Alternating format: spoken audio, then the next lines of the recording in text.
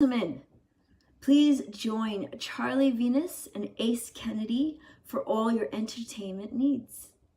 Tune in each week as they give their take on all your favorite topics. Don't be clueless. Watch the Slash Brothers podcast. Peace. We're gonna do a song that you never heard before. The volume.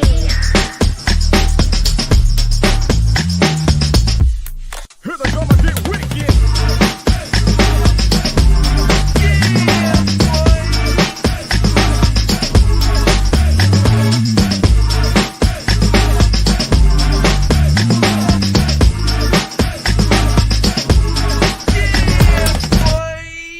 Here we go again. Ace Kennedy, my brother from another mother. What's up, bro? Hey, man. 200 episodes, bro. 200. Listen, 200. man. 200. What's good with you, man? Bruh. So, American Home Shield finally came through, but Lowe's is trying to go in on your boy, bro. So I'm gonna have to call them when I get off the pod. So basically, I've been having dishwasher issues. I've had to call them probably 3 times about it. The last time the dude came out, he was like, bruh, there's no saving it. It's over. So he was like, I'm gonna go and holler at American Home Shield or whatever, see what they say. Whoop-de whoop. American Home Shield comes back like, bless the boy, get him a new one, right? So go to Lowe's to go pick it out and everything and get it all situated. But then when it comes to paying, you know what I'm saying, the boy got the hundo percent on the VA stuff. So I'm trying to get that applied. And the lady was like, you good, you can retroactively, once if you pay, because you got to get put into the system, whoop-de-whoop-de-whoop. I'm like, all right. Right. So get put into the system, and I had to, the gift card is an amount, and then I had to pay like a small portion out of pocket or whatever. So, paying with my card or whatever. But when they tried to do the refund for the taxes, they were trying to put it on the gift card. I'm like, nah, I paid with the card. And if that was going to be the case, then y'all should have let me do that beforehand. And so the girl was like, well, I didn't know you wanted to do that. But first I said, no, you told me that it was retroactive, that I would be able to get it back. So what sense does that make if this is a replacement item? What does it look like me coming out of pocket for anything if possible? Like, that didn't even make sense. So of course they can't figure it out. So I got to call the corporate office when I get off the phone. When I get off the phone. So not really the way to start the 200, but listen, this is the thing. We just come on here and talk, and that's what we've been doing for 200 episodes. We tell y'all what's going on in our lives, and that's what's going on in mine right now. Yeah. What about you, bro? Listen, bro. Man, so all week long, man, I've been sweating my tail off, man, putting these seats in the Bel Air, bro. And I think I finally got it. I think I'm gonna go ahead and finish wrapping them on up, but it looks good though, man. I got it in there. And it's funny because I don't know why. I just had this epiphany today that I'm making this way more difficult than what I thought. And so I had this, I'll tell you about it afterwards though, man. But yeah, it's been an experience though, man. But it looks good and everything like that though, man. I've been putting out in my stories, my progress and everything on Instagram and Facebook though, man. So I'm glad that I'm about done with it though, man. But I got half the seat, and it's been so hot, right? That I'm talking about. I literally, so it's funny because I drink so much water throughout the day, and I sweat so easily, especially with this heat, that it doesn't take me very long at all to start sweating through clothes and sweating through this, that, and the other. Like when I'm playing basketball, though, bro, I am like drenched in sweat, and I sweat it all out to where I stepped on the scale one time. I weighed myself before I hooped, and I stepped on the scale at 216. Went to play basketball for 2 hours, right? This is outside. Temperature is about 95, at least feel like it's about 95 degrees. Came back and weighed 210. Stepped on the scale, lost a whole 6 pounds, though, bro. So the same thing when I get out here and in the garage. So, bro, I'm in the garage and it's still hot, you know what I'm saying? But it's just in the garage. And so, man, I've been so I'll just do one thing and then just stop. But this time it rained, so it's not as hot today. So that's why I was like, all right, bet I got some cooler temperatures to try to finish this thing on up, though, bro. But yeah, whew. Well, I ain't even taking nothing away from your heat out there, but brother, I'm driving in my car today. That mug was 114 in OKC. Oh no. 114. I was at work and the dude came. He said, "Yo, 111," and I was like, "111." He said, "Yeah, outside." I said, "Oh, okay." So Jesus Christ! I hit my remote start from the window, bro. Let that thing listen. Gotta let it start running before you get in there, though, man. And listen, you might have to let that thing go for the max. You might have to let it go and then turn 19 off minutes. Yeah, cut off at 20 minutes. Yeah, man. Yeah. 114 was and so, but it's crazy though, because I wore this jacket, right? And so so they was like, "Bro, you making me hot." I said, "Well, in my office, it's freezing, so I can always wear like long sleeve stuff like that, which is fine. You can always add layers, but you can't be taking them off up in the office." So facts. I'm like, I don't care about it being cold. I got a heater, I got my beanie, and I be pulling out the jackets or whatever. So nah, but yo, man, we got so much to talk about, bro. Let's get this music popping off. Let's do it.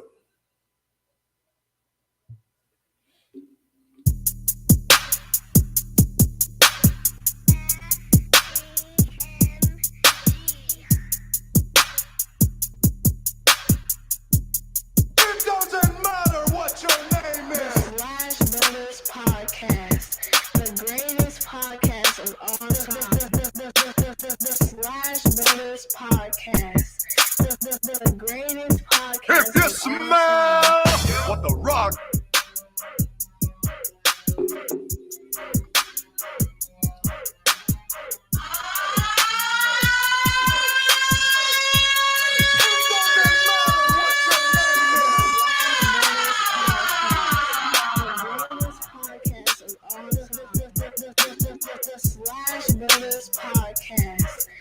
The greatest podcast of all time.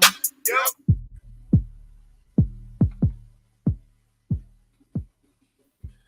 Listen, people, if you haven't already, be sure to like and subscribe to the Slash Brothers YouTube and Facebook page, because for 200 episodes now, we are live on both platforms at the same time. You can subscribe by clicking on the bell. You can subscribe on the Facebook pages. That way you get the heads up whenever the boys never going live. Ace Kennedy.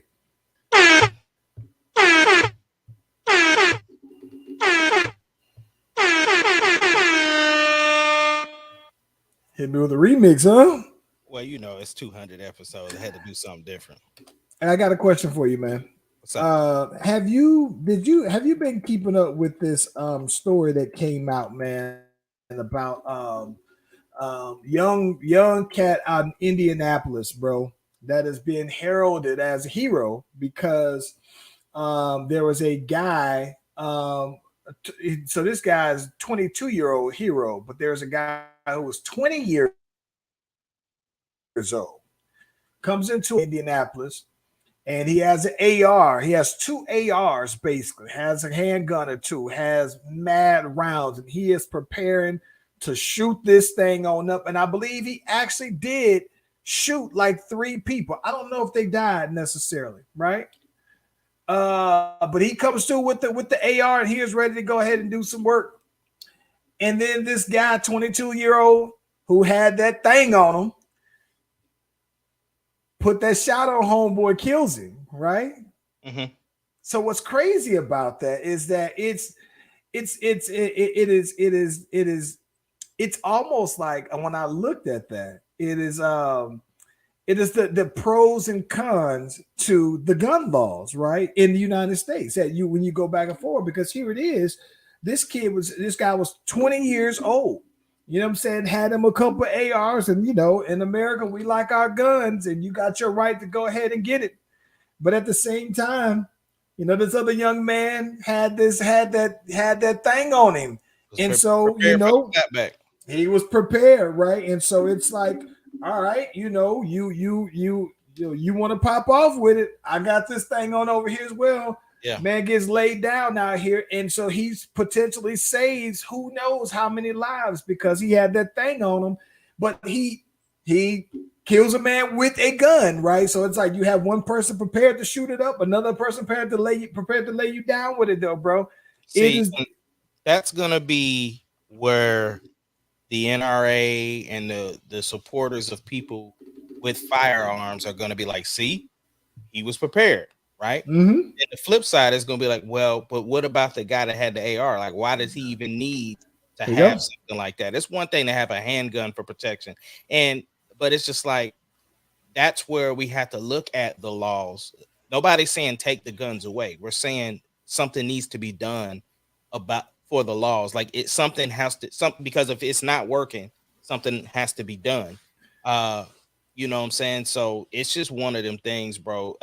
I'm grateful for the young man that did, like you said, save the lives. But then it's like, what was going on with this other young man that he felt the need to have these assault rifles, and what was he mad about? And that's the thing, like, bro, you can't just be pulling your stuff out when you mad.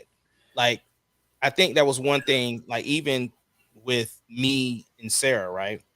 When we're traveling and I normally keep my thing with me, right? And somebody might cut me off in traffic. No, I'm not fixing to pull out my stuff. About to pew, pew, pew on them, huh? Right. No, it's nothing like that. But I think like genuinely one time, I think she thought that was the case. Like, oh, you extra spicy because you know you so you extra now because you know you got that thing on. Nah, but that's what I was telling us. Like, no, I am not out here for the offense. I am for the defense. Like, if it's me or you, it's you. You know what I'm saying? Like that's it's not just you. We get to clapping and talking and that. Oh, I'm finna go to the. No, it's nothing like that for me. You know what I'm saying? R&B boys is packing, huh? Hey. Yeah, so no. Super grateful about that. Did you hear about the what was it? Styles P? They got into it with the cops because they had slammed down. Okay. See, again, I don't know the host. I thought y'all just knew you was gonna know. No, but apparently, man, no.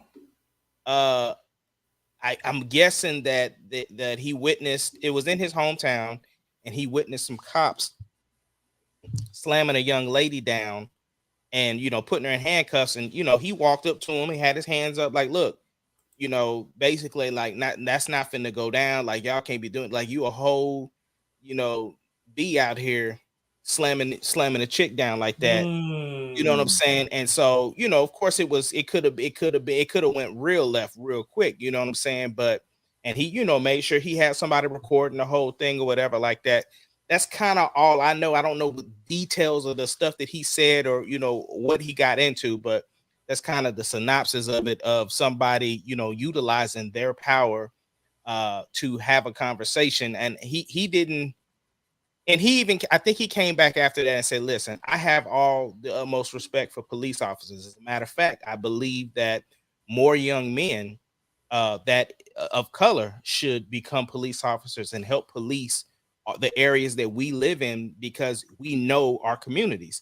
And so you have these other individuals that are policing our neighborhoods that don't know anything about how we operate and how we do things. And so everything is a threat to them. And so he was like, but I have all the utmost respect for police officers, but them I don't have respect for. You know what I'm saying? So it was a whole big thing. Okay. Nah, didn't know that, man. But listen, bro. I think that it's crazy that you can get caught up on that, especially when you see something like that, right? Because it's one thing when you see it on the gram and you see, you know, secondhand footage of it and everything like that. But when something like that's happening, though, it's like it feels like if you don't say nothing, though, man, that it almost like that you're kind of you co-sign it if you don't say anything. If it's happening right in front of you, though, bro. So I don't know, man. That's tough, though, bro. Tough. Yeah, that is tough. Because Yeah, I mean, yeah. luckily he did have it being recorded. So it's like now it's no more of my word versus your word. It's recorded. You know what I'm saying? And that's very helpful. Well, here's what's interesting though, right? So your boy Kodak, Kodak Black, he got pardoned by 45 and he was arrested again. And this is the weird part because I do feel like here's something that Boosie said in an interview a while back. He moved from Baton Rouge. A lot of it had to do because of how police was he felt like police was targeting him, right? Because he was just like, all right, you know what? I feel like police are actually coming after me or whatever, because a lot of stuff that he was saying in his songs and everything like that, right?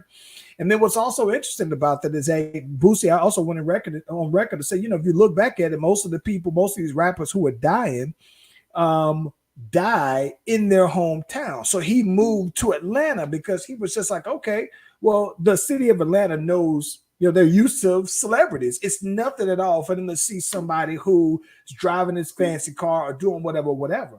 So Kodak is in his hometown, I believe, of Miami. He gets pulled over for tinted windows, right? So it's like, all right, I don't know what kind of car he had, but I'm pretty sure he's a young guy. He ain't driving a Honda Accord, so I'm pretty sure it's something fancy enough to catch their eye, and I think that he felt like he was being targeted.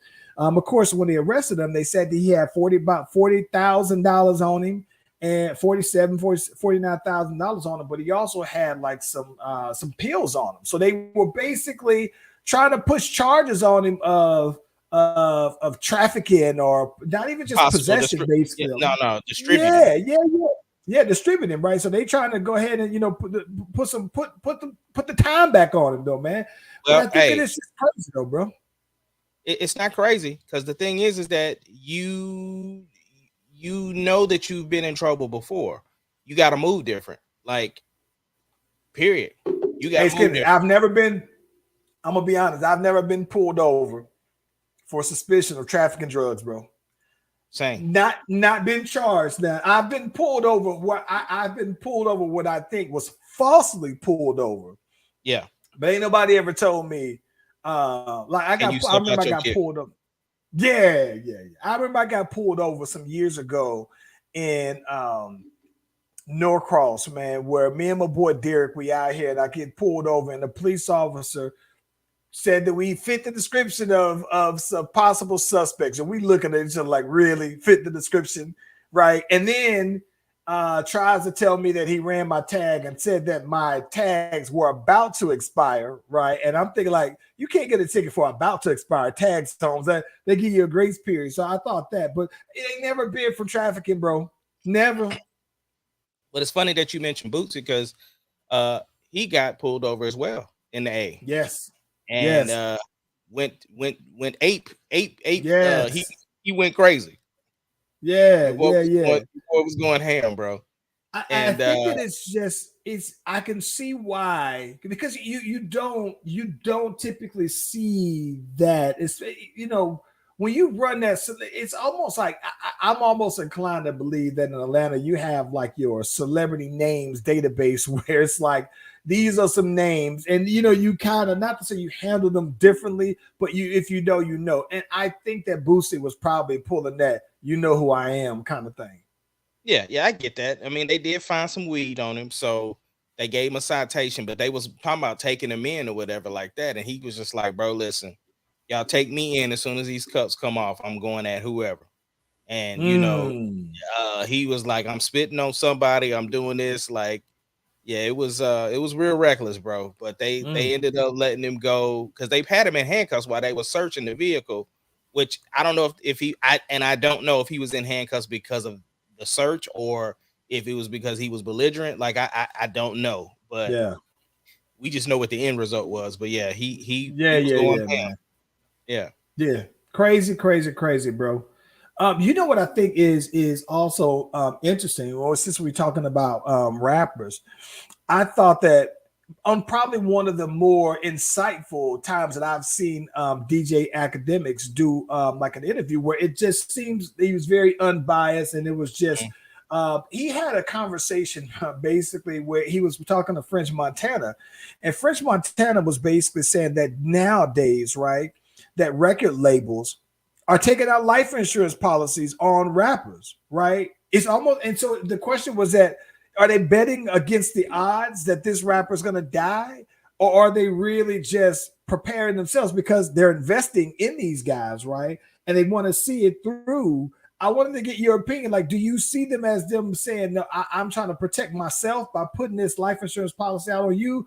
Or do you think that this is a backup plan to bank on that? It's to protect your investment. I don't care. Like you're gonna. I don't care what anybody says. There's gonna be a difference of opinion in it. But if I'm putting XYZ amount of money within you, and it depends on the type of deal that we have. Because if I have you on a 360, yeah, I'm taking out a life insurance policy because I need to recoup on my investment. You are a commodity at this point. But at the same time, like, I'm sure they don't have one on Drake. Like, I'm sure Drake probably has his own stuff set up. You know what I'm saying? Because of the type of deal. But just like Jared said, you know, you're their product. And so if they can no longer make money off, and the thing is it's a dangerous game, because you get out here talking about this person, that person, or this gang, that gang, it's easy to find yourself in some trouble. You know what I'm saying? But here's the thing: the catch-22 behind that, though, right, is that this is why it makes record labels seem more slimy behind that. Because to me, the more reckless you're willing to talk on the record, the more they push you. Right. So all of the artists that you see out there, that some of the biggest artists, don't get me wrong, like, I think that there are some very talented rappers out there, right? But I think that a lot of these young rappers out there, though, man, that are coming on up, they talk real reckless on these albums, and those young guys are the ones where, you know, you see them getting these big pushes, and then it's just like, okay, well, if you go push this, right, and then you're also going to get this life insurance policy out on this guy, it's like, all right, listen, don't you enable that behavior as well? I think that's one of the things that I think that's kind of the hypocrisy, I guess, in that whole thing. I don't see it as because if you sign a deal saying, like, look, I have creative control over what I say, then again, it's a two-way street. It's like a wrestler, right? Big E, you know what I'm saying? He got injured by a wrestler where he landed on his neck, right? He's not mad at that wrestler that did that to him, because he knows the risk of the job that I'm doing, which is why you get paid the money that you're paid to do it. Like, it's give and take. You know what I'm saying? If you because here's the thing, the artist also has to be responsible for the content that they put out and the way that they're carrying themselves. You know what I'm saying? Like, that's the reason why Snitch 9 is got to be bodyguarded up at all times, and whatever the case may be, because that's the position you put yourself in. That ain't got nothing to do with the label. Yeah. I get that, man. So, like I said, what else we got on deck, man? Well, I wanted to get into a couple of things. There's an interview that LeBron had, and I want to play what he said, and I want your take on it. Want to see what you think about it. All right. Culture is the number one thing. Fair or not fair, do you love that pressure at this point in your career of, like, win or bust? I don't care about scoring title, I don't care about anything. It's win or bust. Do you like that pressure? Yeah, I'm obsessed with it, with win or bust. And what makes me have sleepless nights is when you don't have everyone that feels the same way on your club. That's the culture you were talking about. Like, talking about when he said that. Okay, so I muted you for a second there because you had an echo on there. But what was the question again? Okay, so basically LeBron was talking about culture. And so they were asking him, they're like, look, with you being at this stage in your career, because he basically, the whole story is this. He was saying when he was in Cleveland, when he was 18 years old, there was no culture established. You know what I'm saying? And so he was saying he basically at 18 years old with Cleveland had to establish this culture. And so he was like, you know, it could be unfair, but it is what it is. And so the guy was like, well, what about this stage in your career? Do you still want that pressure? And he was like, I still relish in it, because it's like at the end of the day,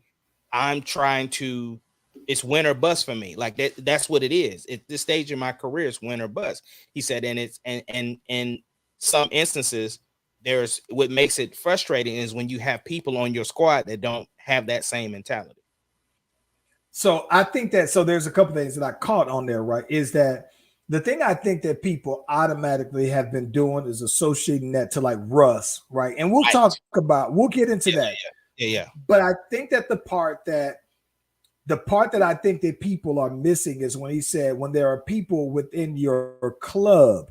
So club meaning from the top all the way down to the bottom. And so for me, I look at it from that regards, and I think that, okay, with all things considered, if you're LeBron James, you don't got time to be playing and it's not being for championships.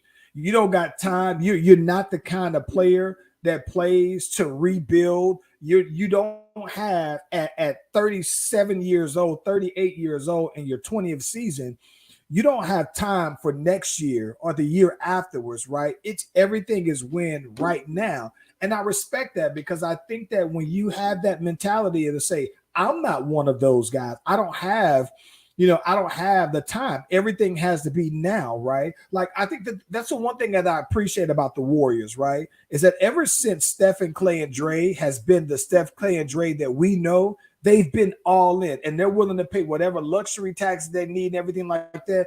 And they benefited from, the time that Steph and Clay were injured on those back-to-back seasons. But I mean, at the end of the day, they got them the players like Moody, Kuminga, and Wiseman, and they got some players and everything like that. But at the end of the day, the championship run this year revolved around the guys that they still drafted, and that them being out then did help them get, I think, Jordan Poole and everything like that, right? So it benefited, but they've always been all in. And I say that to say that even Steph Curry don't have time for a rebuild. Like, if you're saying, listen, right now I'm all about adding on to my legacy, so rebuilding does nothing for that, right? So I don't have time. So if you're telling me as an executive of my team that you're worried about 4 years down the line when I'm 37 years old, I got a problem with that, because I'm trying to win a championship. I'm worried about tomorrow. So I totally get that. Like, you can't, and that's the one thing that I appreciate about LeBron James, is that LeBron James put pressure on the team when he signs those short-term deals. It puts pressure on a franchise to say, okay, you know what? He ain't doing a KD, right? He ain't gonna leave early, right? But he is saying, I'm gonna sign 2 years. I'm gonna be eligible for another 2 year after that. But I gotta know that you're also all in, because I'm only here to win championships. Now, I think that he learned that from even when he was back in Cleveland, because he spent the better part of 8 years at Cleveland when he was just kind of a one-person show. They didn't have the culture that he described. And so I think that I get that.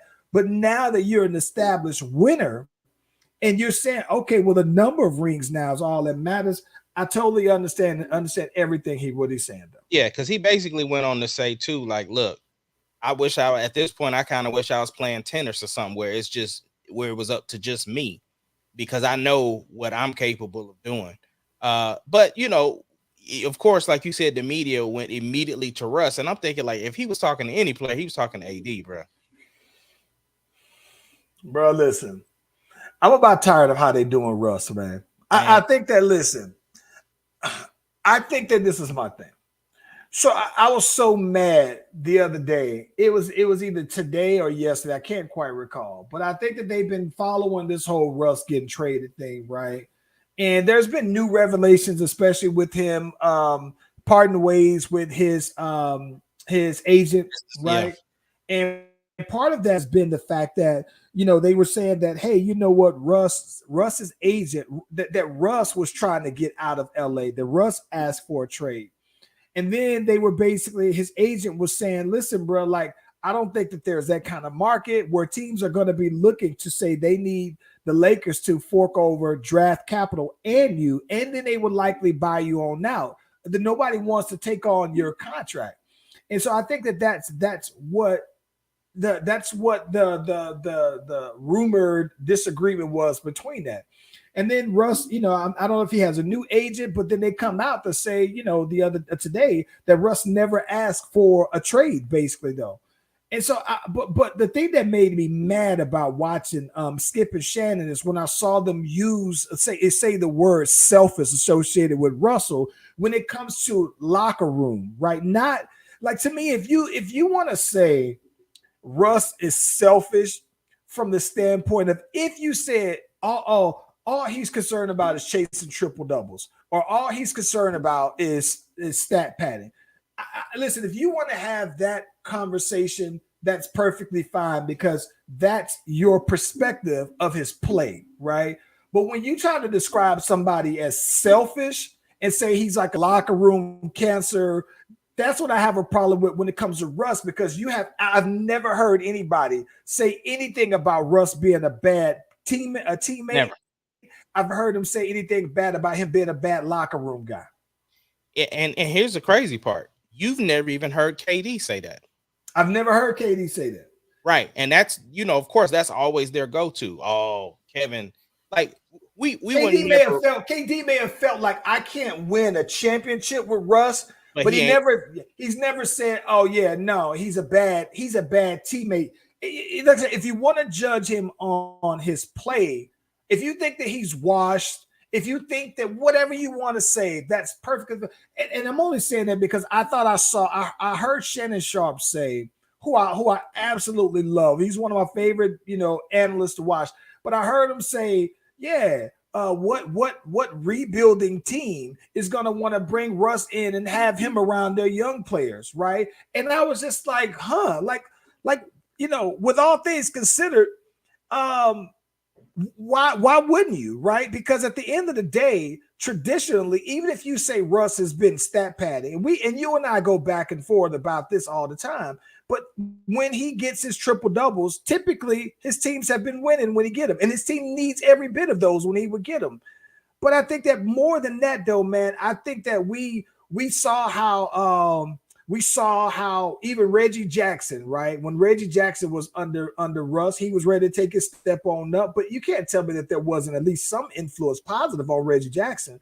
You can't tell me that if you're on that OKC Thunder team and you see KD leave, and then you see Russ steps up and be the MVP, you can't tell me there was nothing positive on that.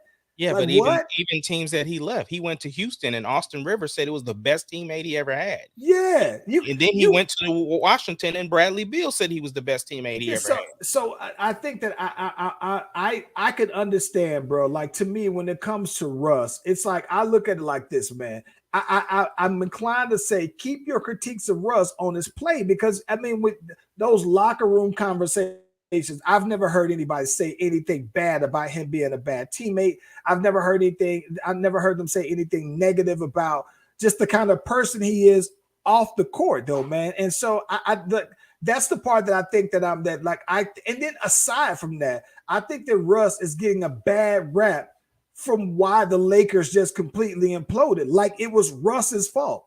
Yeah, like if Russ, that's what gets me, right? Nobody is blaming anybody else on the Lakers anymore. It's Russell Westbrook. If it wasn't for Russ, where would we have been? And I'm just like, but Russ ain't the leader of that team. According to Charles's logic, it should be LeBron's fault, right? Yep.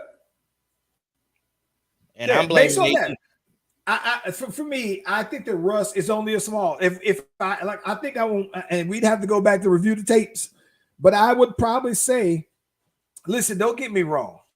I do think that the Lakers, given how I think they wanted to play, I think they could have won more games without Russ. But as far as why their season went the way it went, the bulk of the blame I put on AD, right? I'm willing to say maybe even 60%. And then I'd give LeBron 20%, and then I would probably say Russ, if I only had to pick three people to pass the blame to. I don't give it on the coach. because I think that the coach was kind of handheld on that, though. Can't blame him for something he don't have control over. If I got 3 people to blame, it's LeBron, AD, and Frank Vogel. Yeah, I can see that. Can't do no wrong. I'm sure you was gonna say that. and nothing wrong with Russ. Russ was doing what he was asked to do. I think that with Frank Vogel, man, his hands were tied on how much he would be able to do until it was too late, though, man. And so I think that what's interesting about it is that even with that said, with Darvin Ham being the coach, I think that he went there, and part of him being the coach is to say they signed up, and he signed up knowing, hey, listen, man, you got to sign up with the expectation that Russ is going to be there. Right, that when this start, and to me, I'm gonna be honest with you though, bro. There was this thing that I was tripped out on is I saw that there was a report that AD, Russ, and LeBron all had this conversation basically where they were, talking about, all right, well, we're gonna figure out how to make this work, and they said this happened like a week or so ago, a couple of weeks ago, and so I find that that's weird because fast forward. Russ and LeBron are at the Vegas Summer League games, and they're sitting across from each other, and people are coming up to each other and dapping them up, and they never even acknowledge each other, though. So I'm thinking, like, all right, bro, like at some point, somebody either that I'm not gonna say that didn't happen.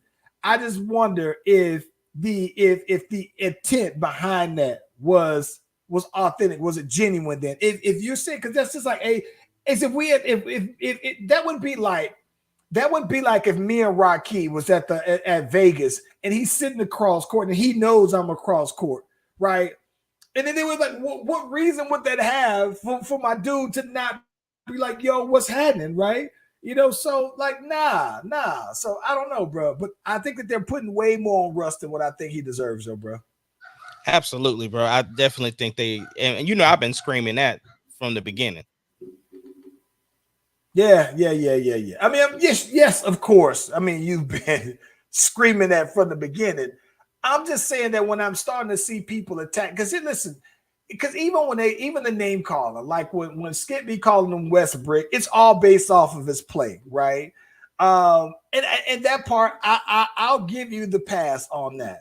But I think that then when it comes outside of that, when you're talking about somebody's personal character, when you don't know anything of that to be true, then it's just like, okay, man, now you just dogpiling at this point.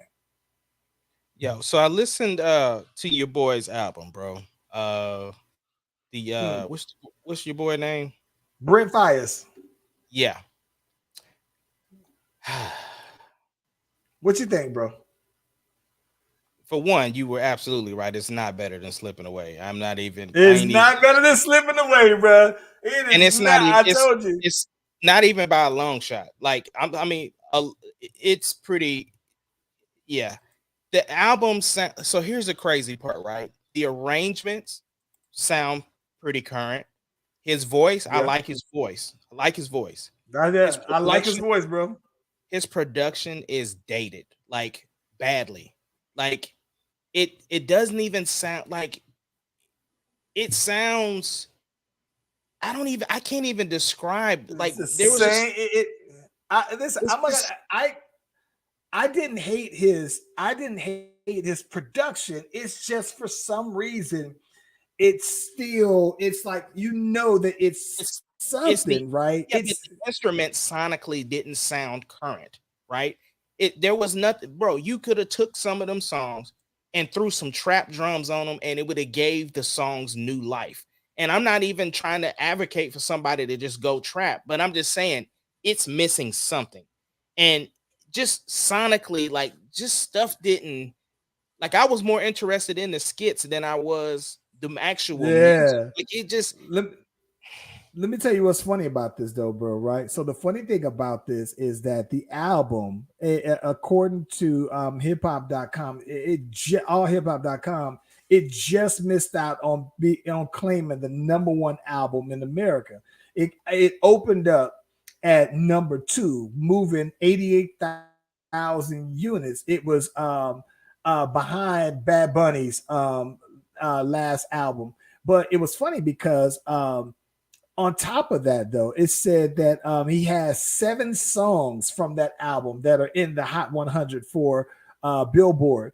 I think that it's in the songs. Yeah, it said well, and it's part of it is streaming, right? Because if the album is being streamed heavily, then you're gonna have the songs. I remember when the Baby dropped, and his second project, or the real big one, right? Every single song from it charted, right? Because it was in heavy rotation like that. But he has 7 of the songs. Now, all of them are lower tier songs. So he got song that's as high as 42, but also as low as 97. So yeah, man. It's weird, bro. Well, here's the thing. A lot of people were anticipating the project. So it's almost like watching a movie, right? That like Morbius, right? Morbius, I heard, is trash, but so many people saw it, so it looks like it did pretty decent. Or you get what I'm saying. Like just because you get the views and stuff, don't necessarily mean it's critically acclaimed. And so that's what it is. And my thing is, I haven't talked to any of the young cats to see what their thoughts of it are, but it just wasn't for me, man. I just was like, I couldn't even make it through. I made it pretty far. I made it past the Drake record. I think I listened to like one more song after the Drake record. And then it was just like, okay, I'm done. The funny thing about it is that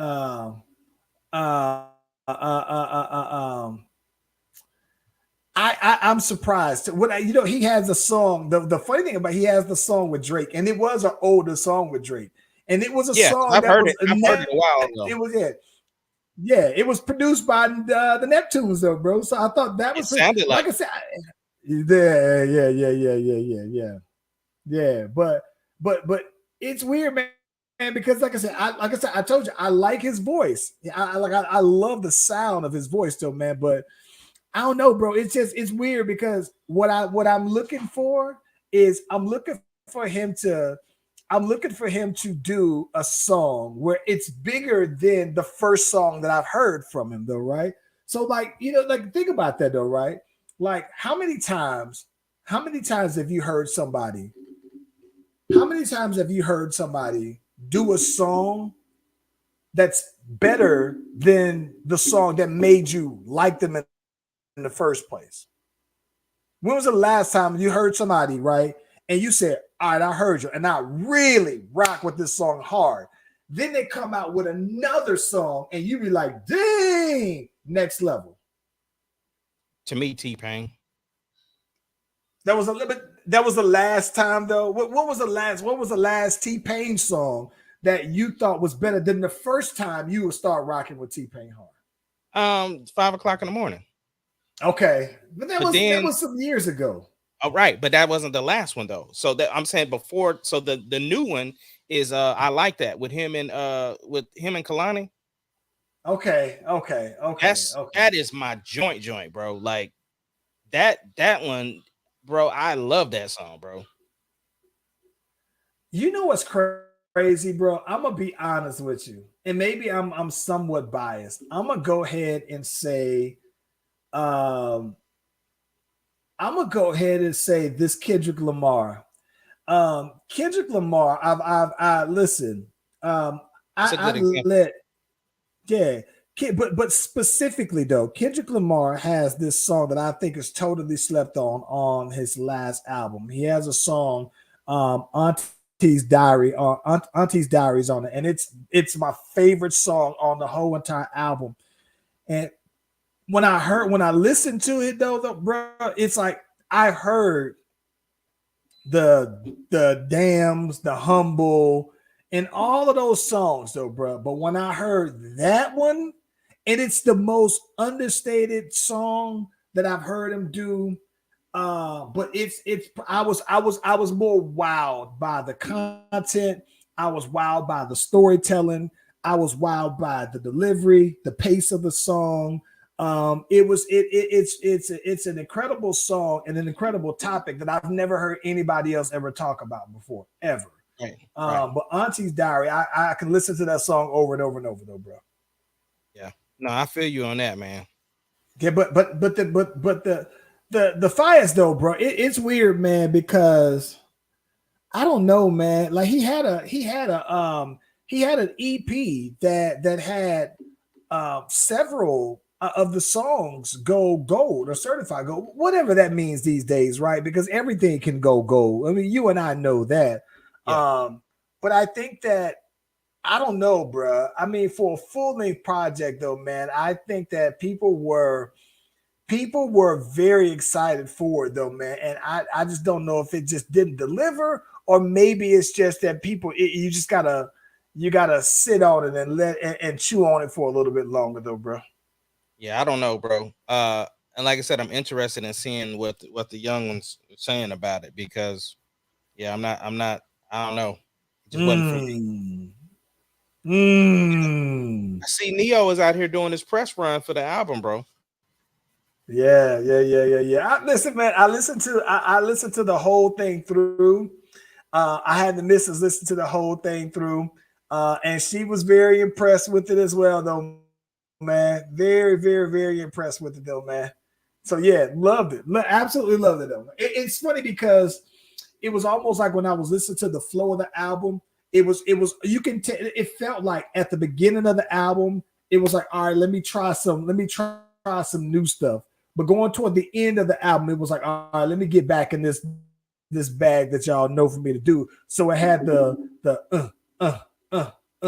that beat going to it, though, man. But it's still dope. It's dope, man. I like it a lot. Yeah, I'm real happy for him. He said he started recording the album back in 2018, so it's definitely a long project because obviously when COVID hit, it kind of slowed things down. But he's super excited about it. I've never really seen him out on a press run like this, and he's hitting all of the outlets. So I'm happy for him, man. Yeah. I am as well, though, bro. I mean, listen, and that's the other thing too, though, man. There's the project that I think I want to listen to next. I want to listen to. I saw that Kid Cudi had Kid Named Cudi popped up, and I listened to the first Kid Cudi with the Day and Night, and I want to listen to this one too, just to see what's up with it, though, bro. Have you listened to the Lloyd Yeah. Banks yet? No, oddly enough, this just popped on up here as well. Since we've been since we've been talking here, but no, I'm gonna be honest with you, man. I've never been a big listen to Lloyd Banks through a whole album kind of guy. I like his features. I could do a couple of songs and everything like that, but nah, that's about it. Mm. Yeah. What about Yo, you? You let me heard ask it all the way through? No. I haven't listened to one thing, and you was the hip hop guy, so I was trying to see if you had caught it. Yo, have you been on? Did you watch the Dave Chappelle thing that he did, where because they were trying to name the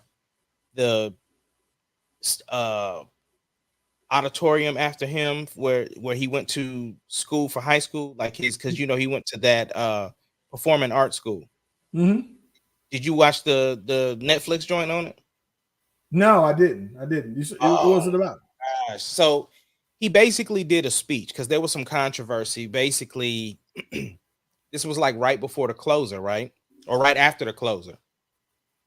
And so they got to a point where it was just like, all right, well, we probably want to hold off on naming the theater after you now because of all the controversy, and some of the kids have things to say about what you said in the closer. And so he just basically gave how he is now. Like he's a comedian, but he's a storyteller. You know what I'm saying? So he got up there and told these stories, and of course they have comedic elements in it. And so he just recorded it and put it out like it's almost like a special, but it's dope, bro. It's super funny, but you get, backstory on everything that's going on with it and how he feels about stuff, and some of his response to the response to the closer. All of that's in there. This whole element, it just shows how much he has basically progressed the genre of comedy and why he's like the top of the top right now in that element, because his storytelling ability is next level. Like he is the Jay-Z of comedy, bro. No, Yeah, I gotta peep it though, man. I told you that I've been more and more interested with these documentaries and those kind of content on Netflix. By the way, which I saw something that said that Microsoft was interested in buying Netflix, said that their subscribers was dropping down on Netflix, and said that they coming out with like a cheaper version with some ads or something like that. Though that's different. Netflix is struggling, bro.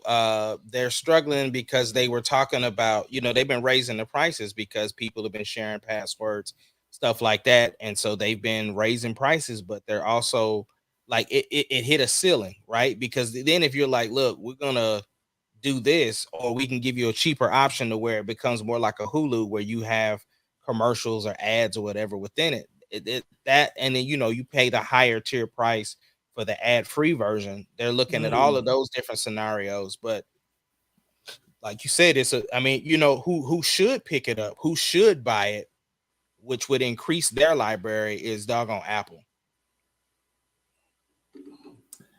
I can see that. Yeah, anybody. I mean, listen, I don't think anybody can go wrong. Here's what this is what I think. I'm gonna be honest. Who should buy this?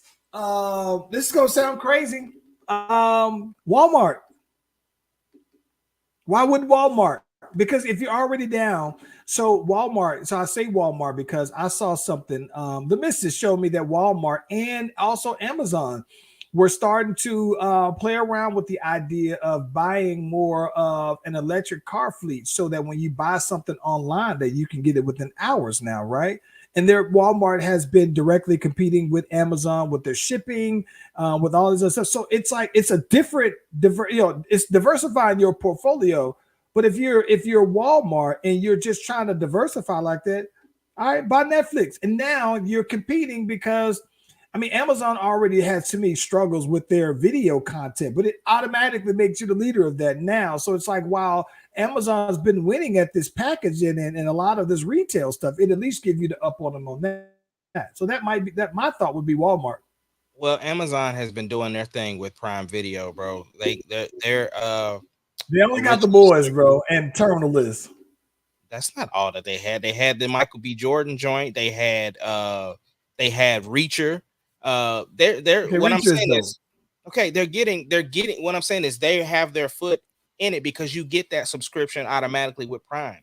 So it's like you're already winning with that, right? Walmart had Vudu for a minute. That was attached to Walmart, but so I don't know if they're ready to step back into the streaming industry like that. It would make sense for another one of the bigger conglomerates to absorb them. Disney wouldn't do it because they already got Disney Plus and Hulu. It would be dope for them, but it's too much of the R-rated content that they're just now slowly trying to bring into Disney Plus. So that's not going to happen. I don't know that Amazon would do it. It would be huge for them because then it immediately makes them a top player if you absorb Netflix into Amazon Prime. So, into Prime Video. That does make sense. Yeah. I don't know, man. I think that Amazon Prime's library overall is booty, bro. Them boys did enough booty those. But the difference though, they're not subjugated to try to compete like that because again, you're not subscribing to Prime Video, right? It's Amazon Prime members that's automatically included. It's an incentive of having Amazon Prime, so you automatically get that included. Now, if they decide to do a separate subscription base, no, it wouldn't be advisable for them to do that right now because they don't have the content to support it. You have certain movies you get with it or whatever the case may be, and they're building up their original content. But it seems like they have some kind of deal with Chris Pratt because he's got that Tomorrow War. Yeah, he's got that on there, and then Terminal List, and so and which I didn't realize until I saw the credits that he executive produced Terminal List. I thought that's pretty dope. Yeah. Oh yeah, I saw that early on that he executive produced it, which I wouldn't see why he wouldn't do that. Did you finish it? It's just funny. I realized I did finish it though, man. I realized this was funny. I think that when I saw a couple of different things where, like, I don't know why, but I always take a stab at when it's one of those conspiracy movies, like, what if it's this person? Or what if it's that person? And the first person that I guessed was involved with it all along. Like, I knew, I just thought, all right, look, I think this person. We can give spoilers, bro. We can give spoilers. So look, his spoilers. boy, listen, if you ain't looking for spoilers, we thank you for watching the Slash Brothers. But the rest of the time, we talking about Terminal List. So if you don't want any spoilers, we thank y'all for watching, joining us for the 200, and we looking forward to 200 more. But yeah, let's get to this. I thought for sure that I was like, yo, Ben, his boy that looked like John Wick out there, his brother. Yeah, his brother. I knew he was the first person that I guessed, right? First person I guessed it. For the same reasons, because I'm just sitting here thinking, like, in my head, I was like, all right, well, you know what? If you know the crew and you say you missed the crew like earlier on, so I was like, all right, people who would have access to it, right? And for the same reasons that Reese said at the end, where he was just like, you had the access and you omitted yourself from the list. So it's like when you're the source, you can control the names, right? So that's the part that made me think it was him. Well, it also showed why he was so invested in seeing everything through. Like, he just showed up in Mexico. You know what I'm saying? He was like, well, when did you get here? He said, oh, I got here just this afternoon. Like, him just popping up everywhere, and like, I'm just thinking, like, bro, you risking a whole awful lot for you to do. I mean, it's one thing to like slide your boy a couple information here, information there, but you just like, you all in. You know what I'm saying? Yeah. Like, I get it. I'm saying if something happened with you, I would ride with you, but it's just like, still, bro, like, it's like you going a little far, bro. And let me tell you what I think is crazy too, though, bro. I realized when I was watching this, though, man, that you know how, like, a lot of times, man, you watch movies and you know how you see that, like, we talk about how Lawrence Fishburne's always going to be Morpheus, right? The one thing that I think is pretty cool is that Chris Pratt isn't always Sky-Lord to me. He's not always the guy from my boy from Jurassic Park. Like, he's even though his personalities are almost the same in those movies, for some reason I don't see him as one character. Right. I saw who was that guy? Was it Mickey Rooney, or it was somebody who was talking about who made the comment about Tom Cruise? Like, he's been playing the same guy for 40 years, though, right? And then it's just like, well, you know what? If we're being honest about it, aside from Interview with the Vampire, like, he's been Ethan Hunt in everything that I've. Even when he was on, part of me seeing Tom Cruise play in Top Gun, I still thought that, okay, he's just Ethan Hunt flying a plane, bro. He's always gonna be Ethan Hunt to me. See, to me, he's always Maverick. Like, that's just me. See, and that's the thing about it. So it's like, yeah, but the only difference is I just didn't see him fight anybody, and I didn't see him run. You know, did he run in Top Gun? Yeah, he did. You remember when they was behind enemy lines? Him and he did run. Yes, he goes for a full sprint in every single movie, though, bro. No. You know who does play the same part over and over again, and it is super annoying? Ryan Reynolds, bro. I knew you was gonna say that, but you don't like Deadpool either, though. It's not that I don't like it; it just ain't my favorite thing. Like, it's not my go-to. I haven't rewatched it. I will say the only movie that I liked him in was doggone Adam's Project. Adam's Project. The Adam Project on Netflix. Did I watch that? I'm sure I watched it. Time travel, little boy. It doesn't. Oh, doesn't ring a bell. I feel like I saw it, but it doesn't ring a bell. You gotta watch that one. The Adams Project is dope. Like, that's probably Netflix, one of the, like, when they, you know how they had like Red Notice and all these movies where they got all the big names in it. This one is one where it's like, nah, they did this one right, bro.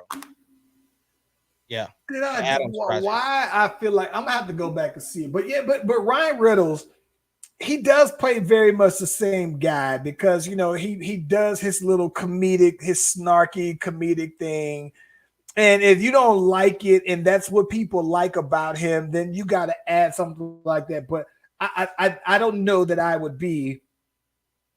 don't know how I would feel about seeing him play like a very serious role. Like, who I think does a good job at flipping movies like that is even if he does his little comedic things is Mark Wahlberg, bro. I think that he does a great job at being an action hero without seeming like he is the same guy in all the movies, though, bro. Oh, the other movie too that I like Ryan Reynolds in is Free Guy. Is it good? I didn't watch it though, man. It was real good. It was good to me. It's about video game. It feels like a take on like a Grand Theft Auto or something. Wait a minute. Because you did say Batman was a 9 out of 10, bro. So you got me already questioning if I haven't seen these for a reason. Time out. 8 out of 10. I said Batman. I did say 9. I thought you said 9. Thought I said 10. But anyway, Free Guy is real good. But somebody else, have you been watching the new Adam Sandler joints? No. When he's playing more serious stuff like Gems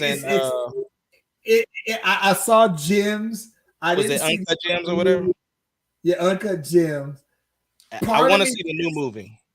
Part of me, and this is the funny thing too, because apparently my whole family watched it without me, so they all saw the new movie though. They just I don't know how that even happened, but they all saw it. And what's weird about it is every time I watch Adam Sandler do a movie, part of me think that he's gonna do the water boy stuff, and I can't. I don't know why I can't get over it though. I can't take him serious though, bro. Yeah. Anyway, look, man, we thank y'all for joining us for 200 episodes. This all started from a conversation that we've had way before the pandemic of us wanting to do a podcast and being able to get on video from different locations and talk to y'all like we talk on the phone. And for 200 episodes, we appreciate y'all, and we wouldn't be here without y'all, so we appreciate it. Listen, a couple of people who I like to shout out, man. Listen, right on time, my boy Chatty Mac, who checks in periodically on us when he has some time. I saw Jared Gerard check in as well. You have your guy Jarian who checks in periodically as well. Shout out to the big homie Mark Knows Everybody who checks in. The bad guy Brittany Rowe, who was a frequent contributor. Courtney Davis, Sonia, my boy Courtney, Sonia. There are a few people. Super Soldier. Melvin. Shout out to Melvin, the Super Soldier. Hey, speaking of which, when we get back on the next, I don't know if I'm gonna do the Friday, but the next Tuesday. So the homie Courtney has another short film that they just put on out. I'd like to link up with them, see if I can have them on and we can play that. I think it's probably somewhere around like 10 to 12 minute long film. But pretty dope concept though, man. So doing big things out there though, man. Real creative. PBR, thank you. Yeah. PBR out there, man. We're gonna be trading scenes here in a little bit though, man. But yeah, man. Appreciate y'all for rocking with your boys now, man. Ace Kennedy, can we get that music? Slash Brothers 200 episode. We out.